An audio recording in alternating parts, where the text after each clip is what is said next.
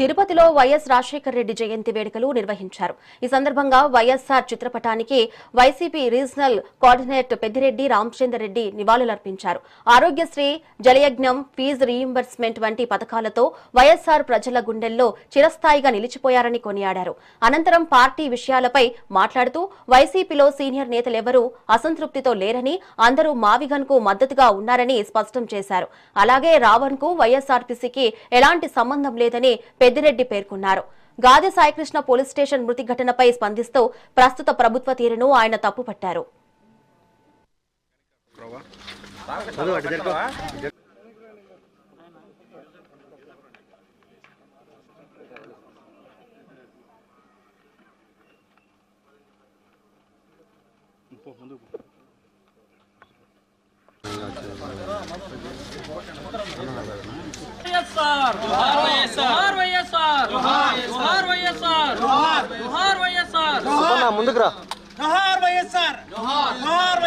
దివంగత ముఖ్యమంత్రి ప్రీతమ నాయకుడు శ్రీ వైఎస్ రాజశేఖర రెడ్డి గారి 77వ జయంతి.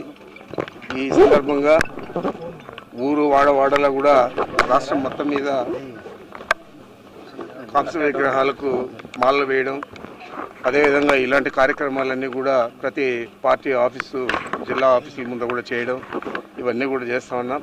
మనమందరూ కూడా గుర్తుంచుకోవాల్సింది, చరిత్రలో వారు ప్రపంచంలో ఏ దేశంలో కానీ, మన భారతదేశంలో ఏ రాష్ట్రంలో కానీ లేనప్పుడు ఆరోగ్యశ్రీని తీసుకొచ్చాడు. ఆరోగ్యశ్రీ ద్వారా మనం చూసాము, ఎన్నో కుటుంబాలు లక్షలాది ఖర్చు అయ్యేదంతా కూడా ఉచితంగా వైద్యం తీసుకొని వారిని స్మరించుకునే పరిస్థితి ఈరోజు కూడా ఉంది. అదేవిధంగా పేద పిల్లలందరికీ కూడా ఫీజు రీయింబర్స్మెంట్ పెట్టి దానికి లిమిట్ లేకుండా ఉచితంగా విద్యను చదువుకునే అవకాశం ఇచ్చి ఈరోజు పేద పిల్లలందరూ కూడా దేశ విదేశాల్లో అంతా కూడా స్థిరపడి ఉద్యోగాలు చేస్తున్నారంటే అది కేవలం రాజశేఖర రెడ్డి గారు ఇచ్చిన వరం అని చెప్పి నేను తెలియజేస్తున్నాను.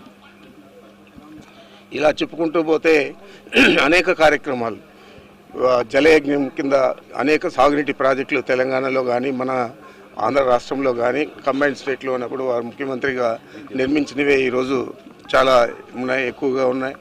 మరి అనేక రకాల సేవలు అందించారు. ఆ రోజు ప్రప్రథమంగా ఈ పెన్షన్లు కూడా పెంచి ఇవ్వడం జరిగింది.